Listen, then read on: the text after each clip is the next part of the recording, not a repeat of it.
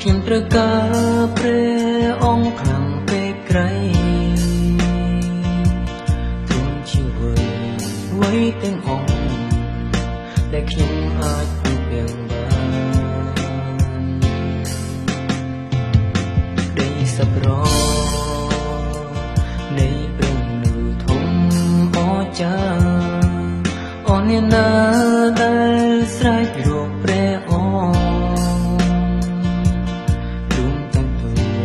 មើលជានិញមិនភ្លេចគេអំពីវនេះរីស្រឡាញ់នៃទ្រង់មិនដែលប្រែទ្រង់នៅស្នេហ៍ចំពោះខ្ញុំពេកក្រៃទុកសាមុនត្រូវរីងដូចជាដី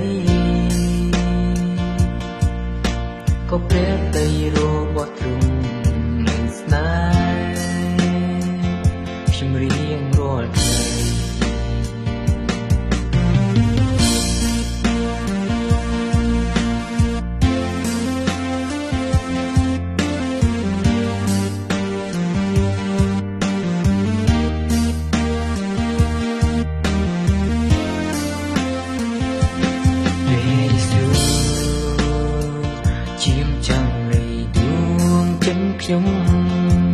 ខ្ញុំត្រូវការព្រះអង្គខ្លាំងពេកក្រៃទ្រង់ជាអ្វីទាំងអស់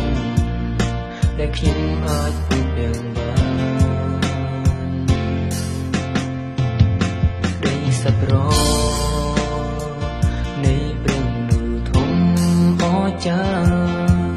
អស់អ្នកណាដែលស្រែករកព្រះអង្គមើលជានិញមិនភ្លេចគេអំពីវនេះរីស្រឡាញ់នៃទ្រង់មិនដែលប្រែទ្រង់នៅស្នេហ៍ចំពោះខ្ញុំពេកក្រៃទុកសាមុនត្រូវរីងដូចជាដីក៏ព្រះដីរបស់ទ្រង់នឹងស្នេហ៍ខ្ញុំរៀងរាល់ថ្ងៃរីស្រឡាញ់នៃទ្រង់មិនដែលប្រែទ្រង់នៅស្នេហ៍ចំពោះខ្ញុំពេកក្រៃទុកសាមុនទៅរីងដូចជាក៏ព្រះដីរបស់ទ្រង់នឹងស្នេហ៍